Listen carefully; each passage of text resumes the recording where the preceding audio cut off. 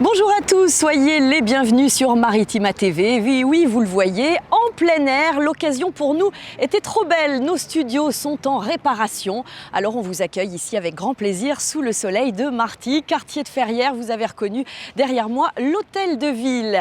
Alors ce journal de ce mardi 4 juillet, on va le démarrer avec de l'actualité sociale. Les salariés de Carrefour Vitrolles en grève, une grève reconductible à l'appel de 3 syndicats, la CGT, la CFDT et l'UNSA, un mouvement suivi à 100% par les 400 salariés du groupe. 200 salariés étaient d'ailleurs déjà mobilisés tôt ce matin sur le parking de l'hypermarché Vitrolais.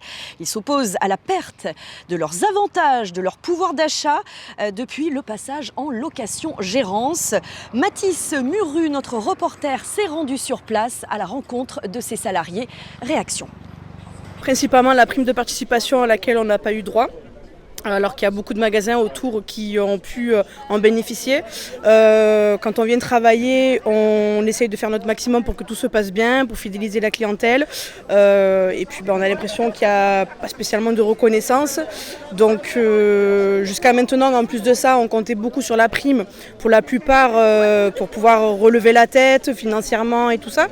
Donc là, ça devient un peu difficile et on sent la différence du coup que cette année, on n'en a pas droit. On a tout perdu. Et on aimerait un petit peu récupérer ce qu'on a perdu.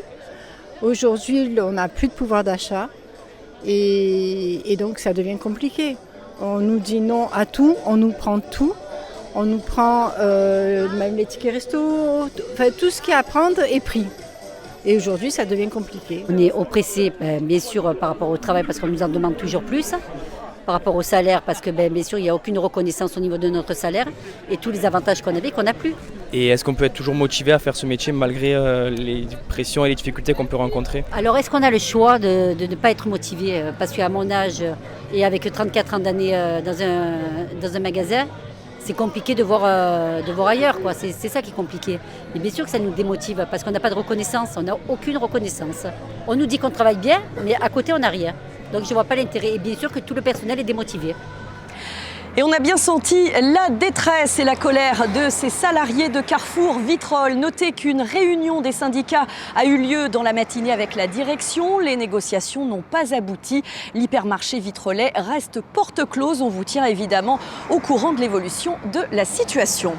Autre mouvement de grogne dans les ports ce mois-ci au sujet de la réforme des retraites et de la négociation avec le gouvernement à l'appel de la CGT. 4 jours de grève sont prévus ce mois-ci. Jeudi, également les 13, 21 et 25 juin. La CGT qui appelle également à cesser le travail plusieurs heures, 4 heures par jour, de 10h à 16h sur d'autres journées en semaine. C'était le cas aujourd'hui. Les dockers souhaitent prolonger les mesures de retraite anticipées pour les salariés qui ont notamment été exposés à l'amiante au cours de leur carrière. Écoutez à ce sujet Christophe Claret, c'est le secrétaire général de la Fédération nationale des ports et docks CGT. Il était l'invité de la rédaction sur Maritima ce matin au micro de Didier Gesualdi. Il y a des rapports qui prouvent que l'amiante transite toujours dans les ports, puisqu'on a une espérance de vie de 7 à 8 ans inférieure aux salariés français. On va aller chercher ce que l'on mérite avec l'ensemble de nos professions. Et s'il faut qu'on continue cet été, on continuera cet été sur le mois de juillet et on augmentera le volume de grève, puisque ce gouvernement antisocial, il frappe sur tout le monde, sur les travailleurs, sur les retraités, sur les chômeurs, sur tout le monde, où la loi, on va dire, la loi Macron 2, la loi El Khomri va être de retour puisqu'il va nous faire le deuxième versant, va encore diminuer les droits des travailleurs dans chaque entreprise et être un peu plus pieds et poings liés envers le patronat. À la page santé, c'est acté. La consultation chez le médecin généraliste passera à 30 € à la fin de l'année. Plus précisément, en décembre, la consultation chez le docteur va augmenter de 3,50 €. Alors pour le patient, cette hausse devrait être indolore. La sécurité sociale va continuer à rembourser 70% du coût et les mutuelles 30%. En contrepartie, sachez que l'assurance maladie va demander aux médecins de réduire leur prescription de médicaments, d'examens ou encore d'arrêt de travail. Enseignement à Martigues, on y est justement, la rentrée scolaire 2024-2025 se prépare d'ores et déjà. La carte scolaire comprenait le système d'affectation des classes pour la rentrée prochaine. Et donc, en cours de préparation pour les écoles primaires, il pourrait y avoir des changements. Le maire Gaby Charroux a rencontré hier le directeur académique des services de l'éducation nationale. Manque d'enseignants, manque d'élèves qui ne coïncident pas. Gaby Charroux fait le point sur la situation. Il n'y aura pas de déplacement d'enseignants, parce que franchement, j'ai dit que je ne pouvais pas être d'accord avec ce genre d'attitude. Et d'autre part, monsieur le directeur académique observera l'évolution du nombre d'enfants, à savoir qu'à la rentrée scolaire, on pourra regarder de près les chiffres et que oui, il peut y avoir des possibilités. Les classes, elles ne sont pas ouvertes d'un coup de baguette magique. On peut garder espoir. Si les effectifs sont réels, sont ceux qui sont annoncés et qui sont mis en doute, précise, alors on pourrait avoir satisfaction. Des propos recueillis par Sarah Le Guen. Et si la ville de Martigues a les locaux pour accueillir les tout petits, le véritable problème reste le manque d'enseignants, je vous le disais, affaire à suivre à la rentrée prochaine. Études supérieures, notre région se distingue. Et oui, Aix-en-Provence se retrouve au top des villes des étudiants de France. Comme chaque année, le quotidien Le Figaro a publié son palmarès des meilleures villes étudiantes du pays. Parmi les 64 villes universitaires, c'est donc la ville d'Aix qui a obtenu la première place. Bravo! Un classement basé sur 32 critères et 5 grandes thématiques, à savoir attractivité, cadre de vie, loisirs, mais aussi budget ou encore logement et sécurité. Un quasi sans faute pour la CTU provençale qui accueille, on le rappelle, 38 900 étudiants. La ville d'Aix s'est bien sûr félicitée de cette distinction en soulignant, je cite, son environnement exceptionnel pour étudier et une pluralité d'orientation. Chantier en cours à Marseille, de nouvelles grues ont été déployées ce matin rue de Tivoli. Objectif, retirer une par une les grandes barres de fer qui soutiennent les immeubles fragilisés depuis les effondrements du 9 avril 2023. Les travaux devraient durer plusieurs jours et ce sera suivi de nombreux contrôles millimétrés. À Martigues, on y revient, opération déblaiement à Notre-Dame-des-Marins, à quelques encablures d'ici. Des amas de gravats à la place des bâtiments sinistrés démolis par grignotage ces dernières semaines. Vous pouvez les apercevoir depuis l'avenue Francis Turcan. Un autre chantier démarre donc pour déblayer. Les décombres seront déversés dans les camions bennes direction La Fossette et Châteauneuf vers des sites transitoires qu'on appelle des sites de déballe. Vous saurez tout, là où la ferraille est séparée du béton qui sera ensuite broyé. Allez, on passe au sport pour la suite de ce journal. En football, la fin des feuilletons s'enchaîne et à tous les niveaux. Après la signature tant attendue de Kylian Mbappé au Real Madrid hier, on a appris aujourd'hui le départ officiel de Grégory Poirier, le coach du FC Martigues pour le Red Star, autre formation promue en Ligue 2. C'était dans les tuyaux, ça y est, donc c'est officiel. À 41 ans, le coach des 100 et or, avec 2 montées en 3 ans à son actif et son brevet d'entraîneur professionnel de football fraîchement validé, a donc signé un contrat de 2 ans avec le club francilien mythique. Greg Poirier remplacera donc Habib Beye. D'ailleurs, vous voyez le stade Turcan. Peut-être Camille peut justement nous montrer. Voilà, ça c'est le petit clin d'œil qu'on fait à Greg Poirier qui quitte donc le FCM. Dans le même temps, sachez que le club martégal va toucher une indemnité de transfert pour laisser partir son entraîneur à 1 an de la fin de son contrat. J'en profite pour vous dire, n'hésitez pas à revenir sur maritima.fr pour revivre la belle soirée où les joueurs ont été honorés par la ville de Martigues à l'occasion de leur montée en Ligue 2. En Ligue 1, ça se précise pour l'OM, le FC Porto a officialisé le départ de son entraîneur Sergio Conceição. Le coach portugais est de la priorité du club olympien pour la saison prochaine. Tous les voyants sont donc au vert. Et foot toujours côté jeune, vous le savez, l'entrée en lice des Français au tournoi Maurice Revello rime avec déception. Les U20 de Landry Chauvin se sont inclinés face à la Côte d'Ivoire hier à Vitrolles, 0-2. Et puis une réaction est attendue demain à Fos contre le Mexique. Notez que l'Arabie Saoudite s'est imposée face à la Corée du Nord 2-0. Allez, on marque une petite pause. Tiens, on s'arrête ici en handball. Les Istréens promis et promus, surtout accueillis comme des dieux. Après avoir disputé le Final Four de Pro League à Sélestat et obtenu l'accession pour la Likim All-Star League la saison prochaine, les Taureaux sont revenus hier après-midi sous les applaudissements de leurs supporters. Tambours, chants ont résonné, je peux vous le dire, devant la halle polyvalente. Écoutez les réactions de Fabrice Cohn, speaker d'Istres Provence Handball, ou encore de Ben Ali Begouache, le coach adjoint, et de l'arrière Raphaël Cotters.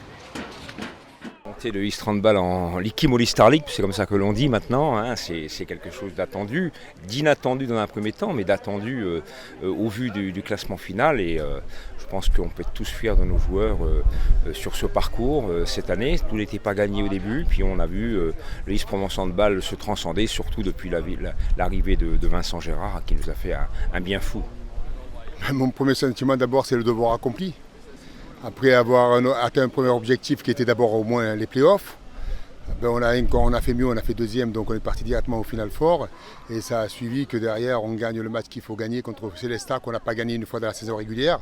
Donc c'est de la satisfaction et de la fierté d'avoir aussi réussi et de pouvoir au bout d'un an, chose qui est toujours très très difficile, de pouvoir amener cette équipe encore un an de Pro League et les amener de suite en Star League. Ça c'est une énorme fierté. C'est sympa, après j'avoue je suis un peu fatigué donc j'aimerais bien rentrer vite à la maison, dormir un peu, mais c'est chouette de voir les gens venir supporter notre équipe et on passe un bon moment ensemble. Propos du staff recueillis par Mathis Muru. Si les supporters n'ont pas caché leur enthousiasme, vous l'avez entendu, certains restent prudents malgré tout et espèrent que le club istréen aura les fonds nécessaires pour se maintenir dans l'élite. Les JO, tiens, voilà une bonne occasion pour valoriser le handisport. Le comité paralympique et sportif s'associe à la ville de Marseille pour organiser des sessions destinées aux clubs sportifs. L'objectif, très simple, c'est la formation. Comment donner des cours à des personnes en situation de handicap, comment les accueillir correctement. Eh bien, nous étions présents lors d'une de ces sessions au Stade de l'Or à Marseille. Reportage signé Cassandra Mourou. Les clubs présents pour cette 3e session accueillent déjà des personnes en situation de handicap. C'est le cas de la société nautique l'Estac Maurepiane. Patrick Crouzeau, son président, souhaite poursuivre les formations pour assurer un accueil adapté et bienveillant. Nous avons plusieurs structures adaptées, soit un bateau habitable sur lequel on peut accompagner des personnes sur un fauteuil. Une fois embarqués, on peut aider des malvoyants avec des effets sonores pour les guider sur l'eau, sachant qu'à partir du moment où on fait une action handisport, les critères de sécurité sont adaptés. Dès que nous sommes avec des enfants ULIS, c'est doubler l'effectif. Donc, et ça, pour développer toute cette activité, c'est les budgets. Beaucoup de clubs sportifs n'ont pas encore passé le pas. Comment les pousser à être plus inclusifs ? Isabelle Lossine, adjointe au maire en charge des personnes en situation de handicap, de l'inclusion et de l'accessibilité. Répéter, inciter, donner envie, former. Donc c'est vrai que la ville de Marseille, on a mis en place en 2021 une charte sport handicap. Donc on avait commencé par cet outil et puis on compte aussi sur le bouche à oreille. On espère que les clubs qui auront été formés et qui vont accueillir des personnes en situation de handicap vont donner aussi envie aux autres de pouvoir le faire. Et puis nous, la ville, on fera ce qu'il faut aussi pour continuer, pour fédérer les clubs aussi et les inciter à accueillir tout type de public en fait. À Marseille, les grands absents de ces sessions et de la charte proposée par la ville sont les clubs de foot. Et cette année, dans le cadre des Jeux Olympiques, l'État lance un fonds territorial d'accessibilité. Les associations peuvent donc en bénéficier. Une aide qui permet par exemple d'adapter les locaux pour des personnes en situation de handicap. La bonne mère va faire sensation dans votre porte-monnaie. Je m'explique, on vous l'avait annoncé il y a quelques temps, la mise en vente d'une série spéciale édition Jeux Olympiques par la Banque de France. Eh bien c'est fait. Notre-Dame de la Garde est désormais visible sur certaines pièces de 2 €. La bonne mère partage ainsi la vedette avec un autre monument parisien au rayonnement international, la Dame de Fer. On attend avec impatience lundi prochain pour la sortie d'une autre pièce illustrant cette fois le parc national des Calanques. Allez, focus à présent pour une réouverture qui fait plaisir aux habitants de l'emblématique quartier du Panier dans la cité phocéenne. Après plusieurs mois de travaux, la bibliothèque du quartier a de nouveau accueilli ses lecteurs. C'était samedi dernier. Petits et grands étaient au rendez-vous et surtout ravis. Écoutez-les au micro d'Adrien Etiamble. Je voulais me réjouir avec le personnel de l'ouverture ce matin d'une bibliothèque qui est restée trop longtemps fermée, qui a eu trop de déboires au cours des dernières années, pour laquelle on s'est battu aussi en tant qu'usager et le personnel au premier plan. Et finalement, ça y est, ça se réouvre, donc je suis ravi. Absolument, elle a toujours été très avenante. Moi, j'avais une voisine qui amenait tout le temps son petit-fils, c'était bien, ça lui a donné le goût de la lecture. Bon, voilà. Et puis, le Panier, c'est un lieu de vie et les livres, c'est la vie. C'est sous les voûtes, regarder des BD ou lire, ça a quand même un côté féerique. Et bon, voilà, moi je suis contente. Content que la bibliothèque soit réouverte? Oui, lire des livres qui sont très sympas. Naruto, Mortel Adèle, Anatole la tuile. Et justement, s'il y a un livre à vous procurer en ce moment, eh bien c'est Théâtre Le Sémaphore, une nécessaire passion, paru aux éditions Walada, signé Pierre Grafféo. On vous en parlait la semaine dernière. 30 ans de direction au Théâtre Le Sémaphore à Port-de-Bouc pour cet artiste qui retrace son parcours culturel et humain avec beaucoup d'engagement et d'humour à travers bon nombre d'anecdotes. Deuxième séance dédicace demain, mercredi, notez bien à 17h30, juste ici à la médiathèque Louis Aragon à Martigues. Profitez donc d'aller saluer Pierre Grafféo. Bon, reste à vous souhaiter une très belle soirée sur Maritima TV. Tout de suite, les prévisions de Paul Marquis, notre partenaire de la météo du 13. Merci à Camille derrière la caméra, Florent pour l'assistana et puis Géraldine au montage de ce journal. Très belle soirée encore et à demain.